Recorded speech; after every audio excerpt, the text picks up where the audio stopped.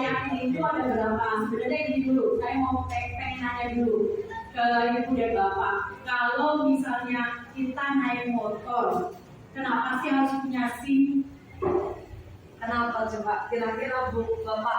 Agar aman dalam perjalanan. Agar aman. Tidak mendapatkan halangan ketika ada operasi. Operasi apa Pak? Operasi lintas kali. Nah, kalau misalnya perlu tidak mengendarai motor itu kita menggunakan helm. Perlu karena agar nyaman dalam perjalanan, Ya. agar terhindar dari segala macam benturan dan sebagainya. Itu yang nanti saya bahas Bapak Ibu. Jadi ini Ibu, ketika kita meyakini sebuah keyakinan, pasti kita akan menjalankannya dengan baik. Contohnya Ibu dan Bapak memiliki sebuah keyakinan agama kan, ya kan? Jadi keyakinan agama ini kita yakini, oh saya beragama Islam, saya memiliki Tuhan. Berarti saya harus menjalankan perintah apa yang diperintahkan oleh agama kita, yaitu sholat, puasa, membayar zakat dan lain sebagainya. Begitupun kita sebagai seorang guru yang tadi sudah dipaparkan sama Bu Nini. Sebenarnya 5 posisi kontrol kita sebagai guru itu apa saja sih? Yang pertama tadi apa Bu? Materinya kontrol penghukum. Yang satu itu sebagai penghukum. Ibu bapak, ketika saya membaca materi ini, betapa saya merasa bersalah. Saya sungguh sangat merasa bersalah terhadap murid. Terutama ada salah satu murid saya yang luar biasa. Karena di situ saya itu menempatkan posisi saya sebagai penghukum. Kemudian yang kedua sebagai teman. Sebagai teman. Pernah saya membuat merasa bersalah, membuat merasa bersalah. Itu juga sudah pernah saya lakukan. Dan itu imbasnya saya merasa bersalah karena murid ini akan teringat terus ketika sampai nanti mereka dewasa. Karena saya pernah mengalami kejadian buruk ketika masa SMA, saya ditangkap oleh guru. SMA itu umur sekitar umur 16-17 tahun. Tapi saya sekarang berumur 40 tahun, masih terngiang-ngiang dan masih mengendap di memori saya bahwa betapa sakitnya pada saat itu ketika saya dihukum dan guru tersebut memainkan tangannya ke wajah saya. Gitu. Sampai sekarang masih saya ingat betul. Ya pokoknya ada Pak. Nah kemudian juga yang ketiga adalah teman. Saya pernah memposisikan sebagai teman dan ini juga sangat bahaya sekali Bapak. Karena kenapa? Ketika murid menganggap gurunya teman, kemudian pada suatu saat ketika dia ingin mengungkapkan pendapatnya atau curhat, tiba-tiba kita dalam keadaan sibuk, dan dia nanti saja akan menimbulkan rasa kecewa pada murid tersebut. Murid tersebut kan tidak kok begitu sih ibu, akhirnya tidak respect lagi terhadap kita, sehingga tidak ada gimana ya ibu, kok katanya mau menjadi teman saya, tapi tiba-tiba bersikap seperti itu. Kemudian yang keempat, sebagai pemantau. Biasanya ini terjadi ketika kita mengalami kesibukan dan memberikan tugas kepada guru yang lain. Kemudian pada saat guru lain itu ada di dalam kelas, kemudian ada suatu masalah di dalam kelas, kita itu cuma hanya bisa melihat, memantau, tidak memberikan penguatan terhadap guru yang sedang ada di kelas itu. Kemudian mencari masalah apa yang dihadapi di dalam kelas tersebut.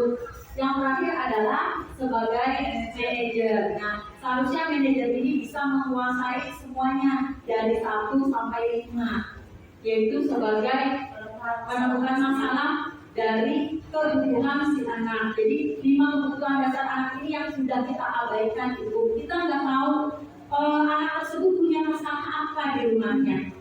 Anak tersebut memiliki gangguan apa di rumahnya. Kenapa anak tersebut tidak mau membaca? Kenapa anak tersebut tidak mau mengerjakan PR? Kenapa anak tersebut selalu murung di dalam kelas? Itu seharusnya kita cari masalahnya.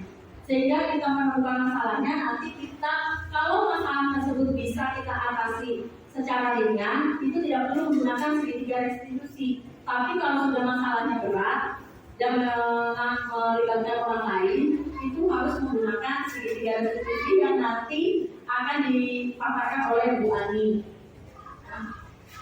5 kebutuhan dasar manusia ini apa pada anak ini? Yaitu ada penguasaan. Sering banget apalagi di kelas rendah, sering banget ibu ribut banget ya Baji ya. Nah itu sebetulnya anak tersebut ingin menguasai gurunya, punya penguasaan. Saya tetap kok sama Ibu Haji Ipin, saya itu sama Bu Tati begitu. Kemudian ada kasih sayang, kasih sayang dan rasa diterima. Nah ketika guru yang mewekin itu anak-anak merasa saya tidak diterima di kelas ini. Tapi kita harus melayaninya bahwa anak ini membutuhkan kasih sayang dan rasa diterima di kelas. Kemudian ada kesenangan. Kesenangan ini bisa terjadi ketika anak-anak ini bermain dengan teman-temannya, berkolaborasi dengan teman-teman, atau bisa saja bercanda dengan gurunya. Kemudian ada kebebasan. Kebebasan ini juga yaitu tadi di kelas BC, bosan, pengen keluar, mengantuk, menguap, tuh saya pengen keluar dari kelas karena gurunya nggak enak gitu, tidak enak. Kemudian baru ini adalah bertahan hidup yang nantinya anak tersebut menguasai keseluruhannya dan dapat bertahan hidup layaknya manusia. Jadi kita sebagai guru itu sebetulnya harus memanusiakan manusia. Bagaimana memperlakukan manusia, bukan mengontrol manusia. Ya, lanjut Bu. Ini udah ya. Ya. Kemudian ya tadi Sudah? bebas. Nah ini coba contohnya. Nah, ini contohnya ya. Pernah ada ibu guru bilang, aku tidak boleh bersenandung waktu mengerjakan tugas. Katanya kelas harus tenang, tidak ada suara, kan gak seru jadinya. Kemudian kebutuhannya ternyata ini adalah kesenangan. Namanya anak-anak, apalagi kita di SD, anak-anak itu masih suka bermain, masih suka senang-senang gitu. Sekarang begitu. Kemudian tindakannya bagaimana kita? Kita bisa, ada yang berpendapat kalau misalnya ada murid yang seperti ini bisa mengkolaborasikannya, misalnya belajarnya sambil bernyanyi. Tadi yang suaranya sambil bernyanyi kedengeran, itu maksudnya adalah penguasaan kebutuhan kesenangan bagi anak. Kemudian ibu guru tidak menyapa aku hari ini, padahal aku pakai jepit rambut baru, padahal pakai baju baru, padahal pakai kerudung baru. Ini merupakan kebutuhan kasih sayang dan rasa diterima. Harusnya kalau misalnya ada sesuatu yang beda pada murid, kita lihat, kacamatanya baru ya, bagus sekali, cantik sekali gitu. Ini Pak aja senyumnya manis gitu kan, itu adalah kebutuhan kasih sayang dan rasa diterima. Enggak, aku bosan, masa belajarnya cuma gitu-gitu aja, dengerin ibu guru aja. Kadang kita sering nyerocos dewekan tanpa mendengar pendapat anak.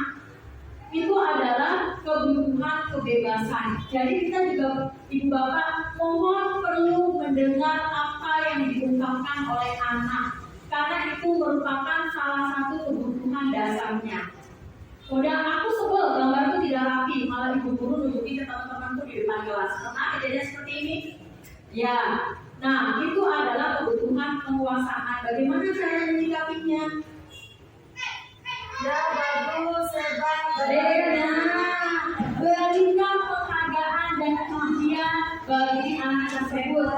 Ya, sehingga anak tersebut tidak merasa minder, berarti merasa, wah, dan saya gambarnya bagus. Itu adalah kebutuhan penguasaan.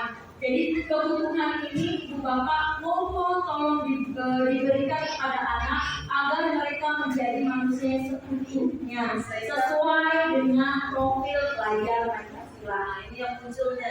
Ini yang munculnya, aku merasa bangga dan keren. Karena ketika dipuji, ibu bapaknya ketika ini bajunya baru ya, rapi sekali bajunya, pasti ibu guru puji saya pasti keren, ya kan begitu. Kemudian biar bisa jalan-jalan naik mobil sama teman-temanku, ini kasih sayang dan rasa diterima. Biasanya anak-anak ada yang, yuk main ke rumah saya, kan biasa seperti itu. Kemudian aku senang bisa pergi ke tempat-tempat yang aku suka. Ini kebebasan. Banyak anak yang mumpul lari di jalan gitu. Itu sebetulnya mereka kurang baru. Ini merupakan kebutuhan kasih sayang dan rasa diterima. Harusnya kalau misalnya ada sesuatu yang beda pada murid, kita lihat, kacamatanya baru ya, bagus sekali, cantik sekali gitu. Ini Pak aja senyumnya manis gitu kan, itu adalah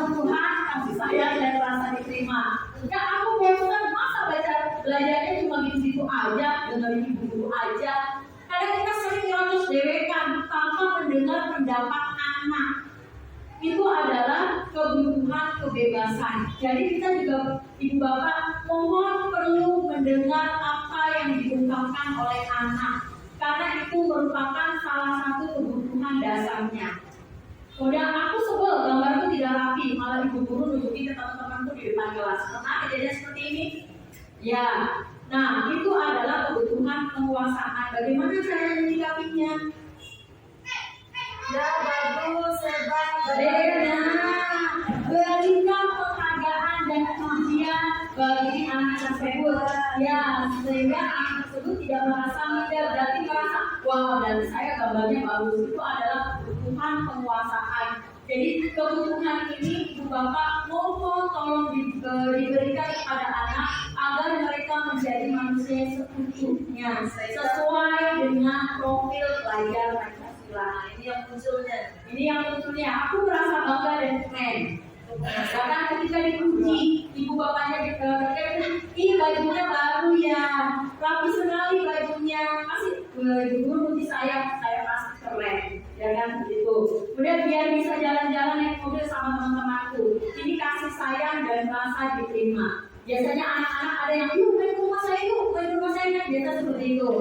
Kemudian aku senang bisa pergi ke tempat-tempat yang aku suka. Ini kebebasan. Banyak anak yang ngumpul lari di jalan gitu. Itu sebetulnya mereka kurang kebutuhan kebebasannya kurang. Di rumahnya mungkin selalu dikekang, nggak boleh kemana-mana, mungkin seperti itu. Jangan minta kepala orangnya. Nah, jadi Ibu Bapak mungkin itu saja. Barangkali ada pertanyaan nanti di sesi selanjutnya. Kemudian saya masuk ke keyakinan kelas. Keyakinan kelas ini sebenarnya apa sih keyakinan kelas? Tadi nyambung dari materi yang Ibu ini berikan tentang peraturan dan tata tertib. Dengan kontrol, kita tidak bisa mengontrol orang lain, tapi dirinya sendiri yang mengontrol. Betul, karena kita tidak mungkin ada orang yang kamu harus disiplin, kamu harus menjadi anak yang pintar. Sementara dirinya saya mau pengen jadi anak yang biasa-biasa aja. Saya pengennya pintarnya di bidang olahraga, tidak mau di bidang ilmu pengetahuan, gitu. Bisa saja seperti itu. Tapi dari hal peristiwa tersebut itu adalah salah satu kebutuhan dasar murid yang masih kurang terpenuhi. Kemudian bagaimana sih caranya kita membuat anak itu tumbuh dengan sendirinya? Tumbuh dengan sendirinya itu membuat keyakinan kelas. Di kelas saya mungkin kalau misalnya lihat di kelas itu anak-anak membuat keyakinan kelasnya sendiri, Pak. Mereka membuat kesepakatan antara teman-teman yang lainnya dengan saya. Contohnya hari Senin saya harus mengikuti upacara bendera dengan tertib. Yang kedua di kelas tidak boleh ribut. Itu kesepakatan, Pak. Jadi tidak semua disepakati oleh satu orang atau diri saya sendiri, tapi semua menyepakati. Kemudian tidak boleh terlambat. Makanya akhir-akhir ini saya selalu datang pagi dan jam 7 itu saya sudah ada di kelas. Karena anak kita sudah membuat kesepakatan kelas, tidak boleh ada yang terlambat datang ke sekolah. Nah, kalau misalnya kita mengontrolnya dengan cara mengatur, mungkin anak tidak akan mau. Tapi dengan cara melihat gurunya yang datang, oh iya, gurunya datang lebih pagi. Oh iya, jam 7 gurunya sudah harus menyiapkan berbaris di depan kelas, kemudian masuk dan berdoa. Mereka nanti akan dengan sendirinya, saya malu gurunya soalnya sudah datang lebih pagi. Saya malu soalnya sudah ada kesepakatan yang dibuat oleh saya dan sama teman-teman saya untuk menjadi tertib di sekolah. Itu akan timbul rasa sendirinya, Pak. Jadi nanti lama-kelamaan kitanya yang enak. Nanti lama-kelamaan tidak usah diatur, tapi anak-anak sudah melakukan hal yang tertib dengan sendirinya. Dan itu insya Allah akan berlanjut sampai dia besar, karena perubahannya datang dari dalam dirinya sendiri, bukan dari orang lain, bukan dari orang tuanya, bukan dari gurunya.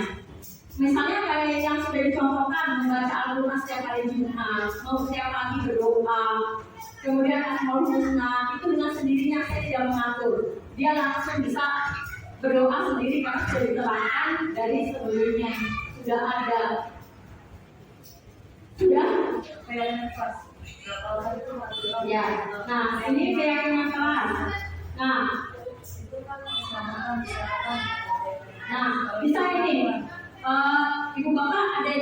bapaknya yang merokok. Saya tanya nih, Pak Fahmi merokok? Iya. Ya, merokok itu sehat atau tidak, Pak? Iya. Tidak, tapi kenapa Pak Fahmi merokok? Jadi kayak Stres. Mengurangi itu yang diyakini sama Pak Fahmi. Jadi Pak Fahmi bilang kalau merokok itu mengurangi stres katanya. Coba saya tanya Pak Samsuri, Pak Samsuri merokok? Udah baik Pak Samsuri. Pak Ajat merokok? Kenapa nggak merokok, Pak? itu menjalani kesehatan. Ya, kesehatan kedua, Yang kedua, bagi saya hukumnya makro. Yang ketiga, ada kedua, hemat katanya. Nah, itu yang diyakini. Jadi sampai sekarang Pak Ajat tidak merokok. Tidak merokok. Pak Fahmi ketika merokok berarti stresnya hilang. Iya, Hilang. Ya, dan itu yang diyakini. Kita bilang Pak Fahmi rokok sudah sehat, tidak pegang. Orang Pak Fahmi kan tidak yakin kalau itu mengurangi stres. Nggak bisa berubah Pak Fahmi, kecuali Pak Fahminya sadar sendiri. Wah, saya nggak batuk-batuk nih. Wah, saya nggak sesak nih. Sudah sesak nafas nih. Akhirnya dia berhenti dengan sendirinya. Jadi keyakinan keras itu akan timbul dengan sendirinya posisi kontrolnya itu. Nah, jadi itu contoh lainnya adalah dilarang mengganggu orang lain. Keyakinan kerasnya saling menghargai teman. Kemudian tadi di sekolah 15 menit sebelum pembelajaran dimulai, berarti itu disiplin. Dan nanti saya rasa dan semuanya juga dilarang merokok berarti tadi kesehatan, menggunakan masker berarti juga kesehatan. Nanti saya yakin Ibu Bapak sudah paham ya, nanti bisa bertanya dan silakan bertanya sebanyak-banyaknya selama masih dalam pembelajaran tentang budaya positif itu bisa ditanyakan, saling sharing, bukan orang sepisan ya Ibu Bapak, tapi saling sharing. Ya, kayaknya waktunya cukup karena nanti ada satu materi lagi yang dipaparkan oleh Bu Ani mengenai segitiga restitusi.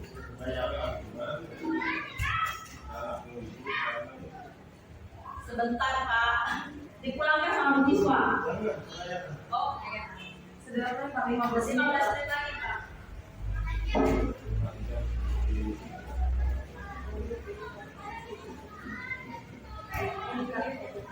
Tapi lagi pada sholat lagi gelar gitu.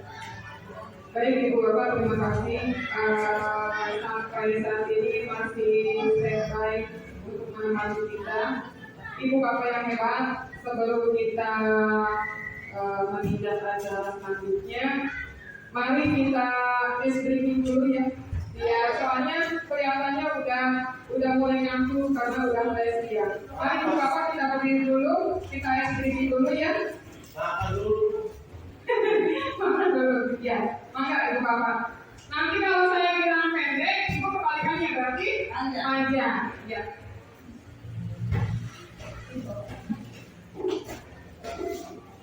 Maka Bapak Ibu. Ya, siap ya, Bu Pak. Kita melatih dulu konsentrasi di siang hari ya. Panjang, pendek, panjang. Berarti ini. Panjang, pendek, panjang, gitu ya. Oke, ulangi lagi ya. Kebalikannya ya. Siap ya Bu, Pak. Panjang, pendek, panjang, panjang, pendek, panjang, panjang, pendek, panjang, panjang, panjang, pendek. Oke, terima kasih untuk tanggapan itu semua. Oke, terima kasih Bu Bapak.